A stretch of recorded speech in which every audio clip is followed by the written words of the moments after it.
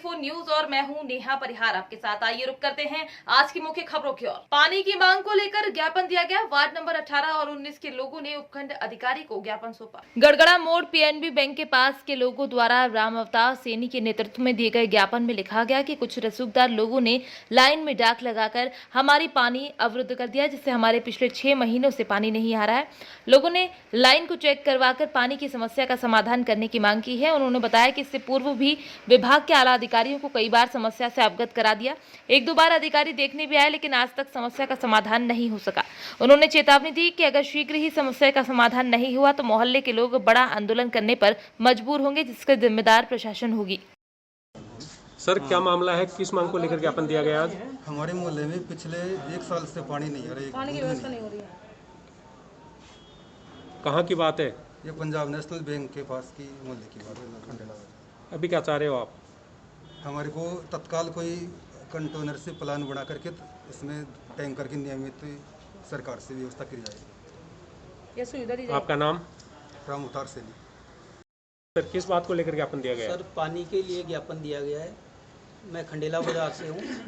हमारे वहाँ 2 वार्ड पड़ते हैं, वार्ड नंबर 18 और 20। दोनों में सप्लाई नहीं, 19 सॉरी, दोनों में सप्लाई नहीं आ रही है सर। लगातार 1 साल से पानी के लिए जूझ रहे हैं हम, और कई बार शिकायत कर चुके हैं, कोई समाधान नहीं है पानी के लिए।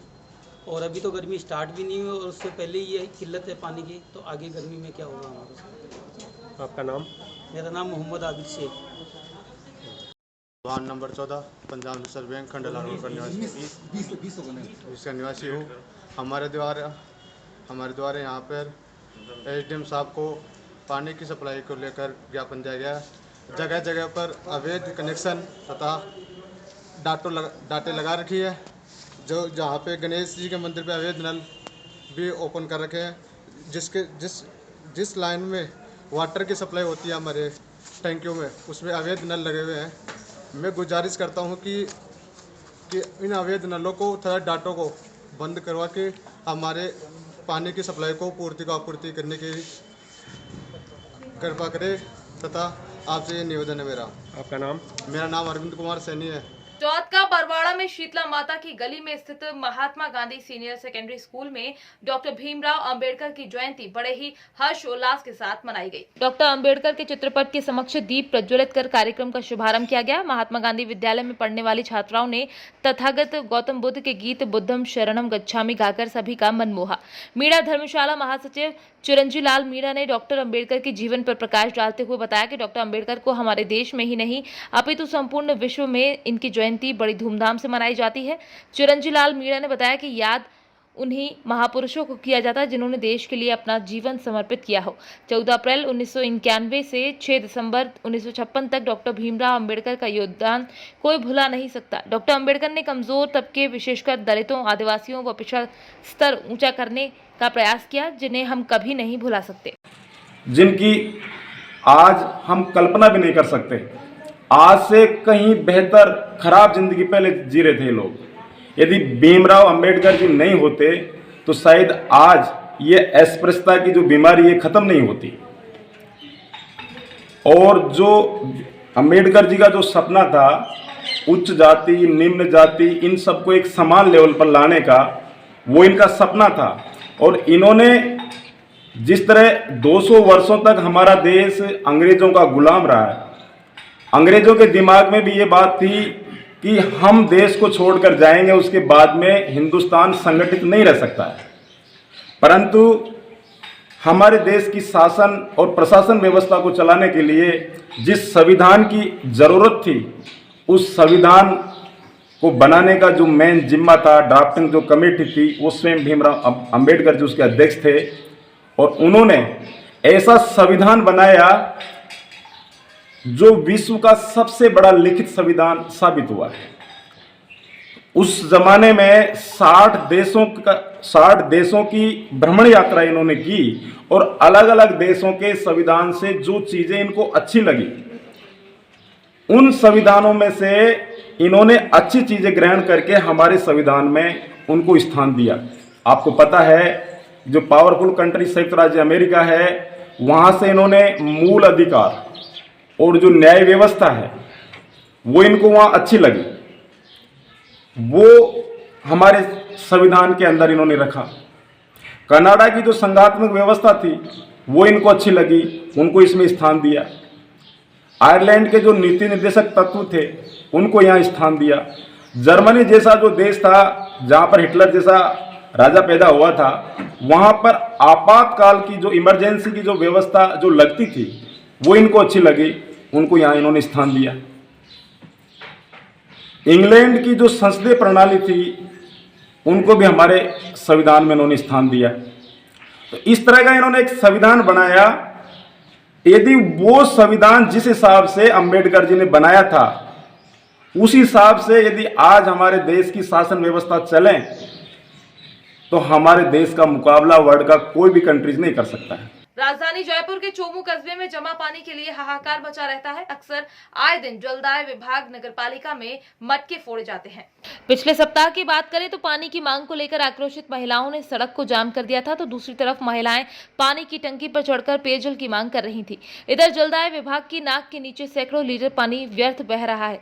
जलदाय विभाग के बाहर खड़े रहने वाले वाहन चालक अपने वाहनों की धुलाई भी इसी पानी से करते हैं, यानी वाहन चालकों को भी अब सर्विस स्टेशन पर जाने की दरकार नहीं पड़ती। हैरानी तो तब होती है जब जलदाय विभाग के कर्मचारी अधिकारी अक्सर इस नज़ारे को देखते भी हैं लेकिन आंख मूंद लेते हैं। इसे नगरपालिका और जलदाय विभाग की लापरवाही कहा जा सकता है। दरअसल शहर में जलदाय विभाग नगरपालिका के अधीन काम करता है, तो जिम्मेदारी भी दोनों विभाग की बनती है। नकली दवाई बनाने वालों के खिलाफ ड्रग इंस्पेक्टर ने मोर्चा खोल रखा है। आपको बता दें कि जब से रुड़की क्षेत्र में ड्रग इंस्पेक्टर मानवेंद्र सिंह राणा आए हैं तब से नकली दवाई बनाने वालों पर लगातार शिकंजा कसा जा रहा है। नकली दवाई बनाने वाले और नकली दवाई बेचने वालों पर लगातार छापामार कार्यवाही की जा रही है। आपको बता दें कि बीती शाम ड्रग इंस्पेक्टर को सूचना मिली थी कि भगवानपुर इंडस्ट्रीज अल्टरनेट नाम की एक कंपनी है जो कि फूड के लाइसेंस पर चल रही है और इस कंपनी में नकली दवाइयां बनाए जाने का काम किया जा रहा है। सूचना भगवानपुर थाने से मिली थी, जिसके बाद ड्रग इंस्पेक्टर मौके पर पहुंचे और चलती कंपनी पर छापामार कार्यवाही करते हुए सभी नकली दवाइयां बरामद की, जिसके बाद काफी रात तक उनकी कार्यवाही चलती रही और कंपनी चालक के खिलाफ मुकदमा दर्ज किया गया। हमको आज सुबह जो है भगवानपुर थाने से फ़ोन आया था और सूचना प्राप्त हुई थी कि यहाँ पे लिकेश्वरी में कोई दवा कंपनी है जिसमें नकली दवाएं जो है निर्मित हो रही हैं, विक्रय के लिए बेची जा रही हैं। तो हम मौके पे आए हैं, लेकिन ये दवा कंपनी नहीं है, लेकिन यहाँ पे दवाएं बन रही थी, नकली दवाएं बन रही थी और हमने जो दवाएं बरामद हुई हैं उनको सील मोहर कर लिया है। अग्रिम कार्रवाई के लिए भगवानपुर थाने की ओर प्रस्थान करेंगे थोड़ी देर में। हाँ, पहले इसी भवन में हम बोलेंगे, इसी भवन में पहले ये कंपनी संचालित हो रही थी जिस पर कार्रवाई विभाग द्वारा की जा चुकी है, पूर्व में ही की जा चुकी है। अभियुक्तों के खिलाफ जो कार्रवाई हो चुकी है, लेकिन अभी ये जो अभियुक्त हम आज जो मौके पे मिले हैं ये अभियुक्त अलग हैं उनसे, और यहाँ पे ये दवाइयाँ जो बरामद हुई ये हायर एंटीबायोटिक्स हैं, तो ये हमने अपने कब्जे में ले लिया। अभी इनको पुलिस के सुपुर्द किया जाएगा। तो मशीनें अभी इन्होंने पूरे बयान दिए नहीं है मशीनों के बारे में, क्योंकि जो मुख्य अभियुक्त है वो मौके से नदारद है। उसे काफ़ी संपर्क करने की कोशिश की गई लेकिन वो मौके पर आया नहीं है। तो अभी तो मुकदमा दर्ज किया जाएगा, वाद दायर करेंगे, न्यायिक हिरासत में भेजेंगे, हिरासत में भेज के एंड अग्रिम कार्रवाई पुलिस इसमें जो है अग्रिम कार्रवाई करेगी। फिर तो देखो, विभाग तो अपना कार्य कर ही रहा है, बाकी जो लोग गलत काम करेंगे उनके बख्शा नहीं जाएगा, एंड जो गलत कर रहे हैं तो उनके बारे में भी क्या बोल सकते हैं। अभी विश्व आभूषण भारत रत्न भारतीय संविधान निर्माता के 130वीं जयंती केशकाल के अंबेडकर चौक में मनाई गई। विगत 6 वर्षों से केशकाल विधानसभा अंतर्गत केशकाल विकासखंड के नगर पंचायत केशकाल में पूरे धूमधाम से अंबेडकर जयंती पर्व मनाया जाता रहा है, जिसमें बाबा साहेब की झांकी, DJ, sound system, bike rally के साथ पूरे जोश खरोश के साथ मनाई जाती रही है। परंतु इस वर्ष भी पिछले वर्ष की तरह बढ़ते कोरोना वायरस को देखते हुए एवं धारा 144 एवं कोरोना महामारी के दिशा निर्देशों का पालन कर मास्क, सैनिटाइजर की अनिवार्यता, सोशल डिस्टेंसिंग का पालन करते हुए इस वर्ष केशकाल नगर में स्थित अंबेडकर चौक में पूरे जोर शोर से अंबेडकर जी की 130वीं जयंती कार्यक्रम मनाई गई। जनपद सहारनपुर तहसीलदार व कोतवाली क्षेत्र बेहट मोहल्ला लोहरान में शॉर्ट सर्किट की वजह से मुस्लिम फंड बैंक और रॉयल सलून आदि काफी घरों में शॉर्ट सर्किट की वजह से काफी नुकसान हुआ है। दर्जन भर मीटरों में आग लगी। इलाका वासियों ने बिजली विभाग के खिलाफ काफी रोष दिखाया। इलाका वासियों का कहना है कि बिजली विभाग की लापरवाही के कारण हमारा नुकसान हुआ है और हमारी मांग है कि बिजली विभाग नुकसान की भरपाई करे। मैं मोहम्मद साहिब सलमान, न्यूज़ 24 एक्सप्रेस। आज जनपद सानपुर कस्बा गेट में कुछ बिजली विभाग की कमियों की वजह से कुछ शॉर्ट सर्किट होने की वजह से यहाँ पे नगर वासियों को कुछ मीटर डूबे हैं और काफ़ी नुकसान हुआ है। यहाँ पे मुस्लिम समाज का मुस्लिम बैंक है, मुस्लिम फंड, उसमें भी मीटर सड़ा है। कैमरा मैन को जरा दिखाओ।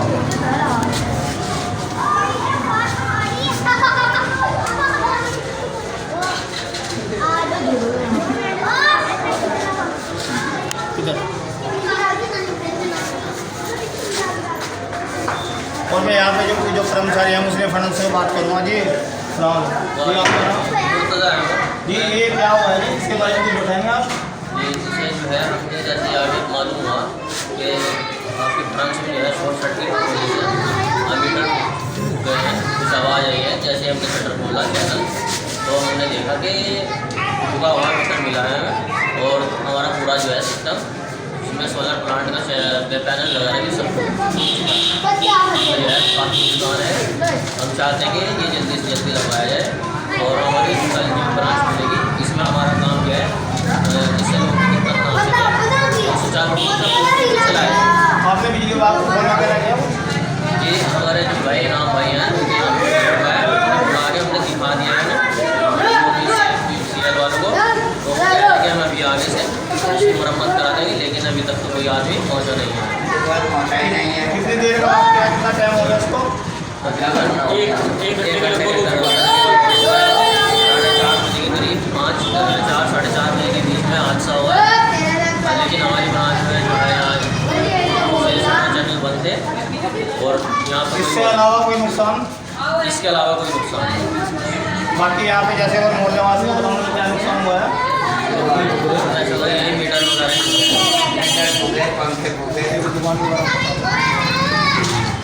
और ये पड़ोस में दुकान भी लगी है, इसमें भी इसी शॉर्ट सर्किट की हिसाब लेंगे। जी इसलिए शॉर्ट सर्किट की वजह से ही नाम भाई जो है नहीं कम जो सैलून है जी उसमें भी जो है इसी शॉर्ट सर्किट की वजह से ही आग लगी और मीटर फूट चुके हैं।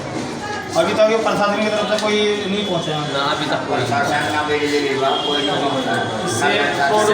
पिछले कुछ महीनों से है ना बिजली का नाम है, बिजली एकदम तेज आ रही है, एकदम मतलब एकदम पावर आ रही है, एकदम शॉर्ट सर्किट कहीं ना कहीं देखने को मिल रहा। इसके बारे में विद्युत विभाग को भी कुछ कस्बेवासियों ने लिख के भी दिया, इस पर कोई एक्शन नहीं लिया विद्युत विभाग ने।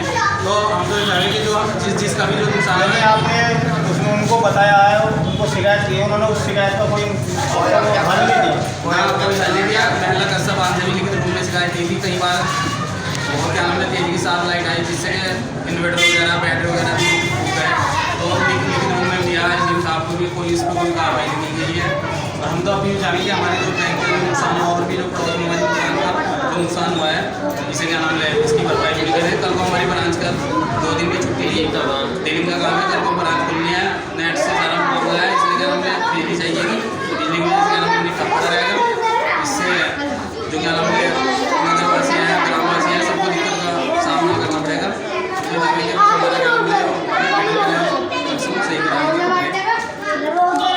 मैं मोहम्मद साहिब सलमान, न्यूज़ 24 एक्सप्रेस तहसील है। मुख्यमंत्री शिवराज सिंह चौहान के प्रयासों से आज गुरुवार को राज्य शासन के हेलीकॉप्टर एवं विमान द्वारा प्रदेश भर में रेमडेसिविर इंजेक्शन की आपूर्ति की। फलस्वरूप जबलपुर में आज दोपहर 4 बजे राजकीय विमान से इंदौर से जबलपुर रेमडेसिविर इंजेक्शन की खेप पहुंची। डुमना एयरपोर्ट में सीएमएचओ डॉक्टर रत्नेश कुरारिया ने प्राप्त किया। इस अवसर पर एसडीएम रांची दिव्यावस्थी भी मौजूद रहे। 39 बॉक्स आए, सभी बॉक्स में 48 इंजेक्शन है। शासन के अनुसार 39 में से 29 बॉक्स मेडिकल कॉलेज जबलपुर एवं 10 बॉक्स जिला अस्पताल में आवंटित किए। रुड़की देश की नामचीन संस्था आईआईटी रुड़की में बनाए गए क्वारंटाइन सेंटर में एक छात्र की मौत के बाद हड़कंप मच गया है। बताया जा रहा है कि उक्त छात्र को कोरोना पॉजिटिव छात्र के प्राइमरी कांटेक्ट में आने के कारण क्वारंटाइन सेंटर में रखा गया था। फिलहाल छात्र के शव को रुड़की के सिविल अस्पताल में पोस्टमार्टम हाउस में रखा गया है। साथ ही छात्र के परिजनों को घटना की जानकारी दे दी गई है। वहीं बताया गया है कि उक्त छात्र की RT-PCR रिपोर्ट नेगेटिव आई थी। जानकारी के मुताबिक भारतीय प्रौद्योगिकी संस्थान IIT रुड़की में अब तक करीब 120 से अधिक छात्र छात्राओं में कोरोना संक्रमण की पुष्टि हो चुकी है। कुछ फैकल्टी के अलावा काफी संख्या में स्टाफ और उनके स्वजन भी कोरोना पॉजिटिव आ चुके हैं। IIT प्रबंधन द्वारा कल शाम को सूचना दी गई है कि उनका एक छात्र जो M.Tech सेकेंड ईयर का स्टूडेंट था बीमार हो रहा था और उसे आइसोलेट किया गया था। उसे तबीयत खराब होने पर सरकारी अस्पताल ले जाया गया जहां उसे मृत घोषित किया गया है। पुलिस द्वारा प्रथम दृष्टया पूछताछ में पता चला है कि IIT में कुछ स्टूडेंट्स को आइसोलेट किया गया है और ये भी किसी प्राइमरी कांटेक्ट में था किसी के। यद्यपि उनका कहना है कि इसकी RT-PCR रिपोर्ट कोविड की नेगेटिव है, फिर भी कोविड गाइडलाइंस का पालन करते हुए इसका पंचायतनामा वगैरह की कार्रवाई की जा रही है। पोस्टमार्टम रिपोर्ट आने के बाद ही जो कार्रवाई होगी उसी हिसाब से की जाएगी। आगा चौक स्थित लाइफ मेडिसिटी अस्पताल में ऑक्सीजन समाप्ति के बाद स्थिति बिगड़ी। मौके पर मौजूद डॉक्टर स्टाफ स्थिति को देखते हुए वहां से किंतु पुलिस प्रशासन ने मौके पर पहुंचकर तत्काल अभी 10 ऑक्सीजन सिलेंडर की व्यवस्था कराई है। बताया जा रहा है कि एक महिला की ऑक्सीजन के कारण मौत भी हो गई और 100 से अधिक लोग ऑक्सीजन पर हैं। ऐसी बहुत सारी खबरें सामने आ रही हैं, जिसकी तहकीकात करने हमारी news team life Medicity hospital पहुंची। यहां पर अस्पताल प्रबंधन और डॉक्टरों ने तो बात करने से इनकार कर दिया, लेकिन मरीजों ने जो बातें बताई वो काफी दिल दहला देने वाली थी। मरीजों के परिजनों का कहना था कि पूरे अस्पताल में अव्यवस्थाओं का आलम है। ICU जैसे वार्ड में भी मात्र एक व्यक्ति को देखरेख के लिए रखा गया है जो पूरा टाइम मोबाइल चलाता रहता है। मरीजों की देखरेख से उसका कोई लेना देना नहीं है। होती है ICU जैसे वार्ड में, मतलब एक पेशेंट के साथ कम से कम जो ICU में बहुत इमरजेंसी रहता है उसका एक बैठना चाहिए। यहाँ पे एक मतलब 3-4 लोगों के बीच में एक बैठा लेता है और वो भी नीचे नींद मुंडी करके लिखते रहता है। पहली इनकी गलती है, अगर वो बाटल खत्म हो जाती है तो अपन लोग को जाके बताना पड़ता है। मतलब पेशेंट के साथ जो रहता है, एक तो पेशेंट को अंदर देना ही नहीं, रखनी नहीं चाहिए उनको। मतलब पेशेंट के साथ जो रहता है उस अपन को जाके बताना पड़ता है कि भैया वो बाटल खत्म हो गई है। दूसरी गलती कि अगर जैसे पेशेंट फड़फड़ा रहा है तो वो लोग कोई मतलब देखते ही नहीं। अब पेशेंट फड़फड़ाएगा, ICU लगा है तो वो कैसे बोल पाएगा? वो आवाज़ थोड़ी बोलेगा भैया आ जाओ हमारी हेल्प कर दो, बनी बात है ना। तो कोई सामने नहीं बैठ रहा था, अपना एक काउंटर में बैठ रहते हैं, नीचे मुंडी करके लिखते रहते हैं, तो फड़फड़ाते रहते हैं। वो तो हम लोग को 24 घंटे 1 सेकंड के लिए भी यहाँ वहाँ होते तो 2 बार फड़फड़ा चुके एकदम। अटेंडेंट उनके साथ थे? हाँ, बैठा 24 घंटों में साथ था। क्या कोविड पेशेंट थे? हाँ, कोविड पेशेंट थे वो। तो आप साथ में थे? हाँ, साथ में थे उनके। और हम नहीं रहे थे तो पता नहीं क्या होता अभी तक तो क्या होता। पहले 2 बार हम लोग एक दिन नहीं रहे अंदर। कोविड में और भी पेशेंटों के साथ लोग हैं क्या? सब पेशेंट साथ 1-1, 2-2 लोग हैं सभी। और सबसे मेन बात ये है कि एक बार भी किसी से नहीं बोला कि मतलब आप लोग मतलब अपनी सिक्योरिटी रखो, किसी को नहीं। जो हमारे साथ भाभी आई थी वो मेडिकल में एडमिट, यहीं से हुई, साथ में थी, यहीं से मेडिकल में भर्ती। हमारे जस्ट साइड में हमारे जस्ट साइड में एक और लड़की थी, अभी वो 14 नंबर में, वो भी पेशेंट हो गई। तो दोनों बाप बेटी को साइड में, उसी की साइड में बेड डाल दिए, वहीं रख दिए। आपका नाम? प्रेम छप्पेस। आपके जो एक्सपायर हुए उनका नाम? भाई थे मेरे, महेश छप्पेस। कहाँ के रहने वाले? घनसौर के। घनसौर? हाँ, छोटी लाइन। हाँ, इनकी पहली चीज़, अगर बाटल ख़त्म हो जाती है ICU में, जो इमरजेंसी वार्ड रहता है उसमें अगर बाटल ख़त्म हो जाती है तो अपन लोग को जाकर बताना पड़ता है भैया बाटल ख़त्म हो गई। ये पानी का जो ऑक्सीजन सिलेंडर चलते रहता है उसका पानी खत्म हो जाता है, अपन लोग को बताना पड़ता है भैया खत्म हो गया। पेशेंट फड़फड़ा रहा है तो अपन लोग को बताना पड़ता है जाके कि भैया पेशेंट फड़फड़ा रहा है। तो पेशेंट मर जाएगा। अटेंडर नहीं रहा, अटेंडर रहता भी है तो नीचे मुंडी करके लिखते रहता है बस, वो ऊपर कोई नहीं दिखता। नाइट में तो अपना ये सब 1-2 लोग रहते हैं, सब सो जाते हैं। और जाके से 1-2 लोग मतलब ऐसा कि फड़फड़ाने लगता है पेशेंट, तब जाके अपन लोग इसलिए 24 घंटे हमको बैठना पड़ता है। 24 घंटे वेंटिलेटर में लाएंगे। हमसे पूछ रहे थे कि मतलब डॉक्टर हमसे पूछ रहा है कि वेंटिलेटर में रखना है कि नहीं रखना है। हमसे पूछ रहा है डॉक्टर, हमसे पूछ रहा है। चौथे दिन लोग वेंटिलेटर में रखे हैं, उसके बाद ही मतलब बहुत ज़्यादा वो दिक्कत हुई। उसके बाद से नॉर्मल ऑक्सीजन लगाया, ऑक्सीजन खत्म हो गई, दूसरा सिलेंडर लाए और दोनों में फंसा दी। और हमसे बोलते हैं दोनों से चल रहा है, जबकि ऑक्सीजन इनके यहाँ खत्म हो गया था। 1 लाख रुपये 50,000 और जमा करो। शुरू से होता है 1 लाख रुपये हमने पहले जमा की है एडमिशन के लिए, एडमिट के लिए। पहले बोलते हैं बेड खाली नहीं है, तो 1 लाख रुपये बोले। हमने कहा ठीक है दे देंगे, तो कहते बेड है। हाँ भैया, एक लाइफ मेडिसिटी। कब भर्ती किया था? शनिवार को। 4 दिन बाद कहते हैं 50,000 और जमा करो। हर दिन 10-20 हज़ार रुपये बढ़ा के बिल दे रहे थे। आपका नाम क्या? प्रताप। शहर सबलगढ़ की रामपुर घटिया के ऊपर ट्रक और बाइक की टक्कर में हाथ पर ट्रक का पहिया चढ़ गया। गुरुवार 15 अप्रैल को दुर्घटना में एक युवक का हाथ पूरी तरह क्षतिग्रस्त हो गया। गुरुवार को हरिओम रावत जब रुनघान से लौट रहा था तो ट्रक MP07 HB 7068 और बाइक MP06 MP 8359 की भिड़ंत हो गई। इस टक्कर में बाइक चालक हरिओम रावत पुत्र महेश रावत का हाथ बुरी तरह क्षतिग्रस्त हो गया। हरिओम रावत अपनी बुआ के यहाँ भात नौतने आया था, जहां से वापस सबलगढ़ लौट रहा था। सबलगढ़ की तरफ से सामने से आ रही मोटरसाइकिल ओवरटेक की। ट्रक की वजह से सामने से आ रही मोटरसाइकिल नहीं दिखी और साइड से ट्रक से टकरा गया। हरिओम रावत। पिताजी का क्या नाम है? महेश रावत। कौन सा गांव है? बावड़ीपुरा। तो कहाँ से कहाँ कैसे आ रहे थे तुम? रुनगान से आ रहे थे। कैसे? मोटरसाइकिल से। तो जी कौन सी जगह घटना हुई है? घटिया ऊपर काजना घाटी पे? हाँ, नहीं कॉलोनी घाटी पे नहीं, ये रामपुर घाटी पे। रामपुर घाटी पे? हाँ। तो मैं ट्रक से साइड ले रहा था। हाँ। पीछे से एक मोटरसाइकिल वाले ने आए के ट्रक के पीछे से ओवरटेक करी सामने से। हाँ। मेरी गाड़ी ने डायरेक्ट दी है, मैं ट्रक साइड गिर गया हूँ।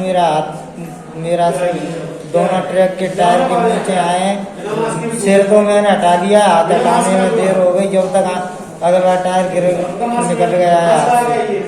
आज की मुख्य खबरों में फिलहाल इतना ही। बने रहिए GBN 24 न्यूज के साथ। नमस्कार।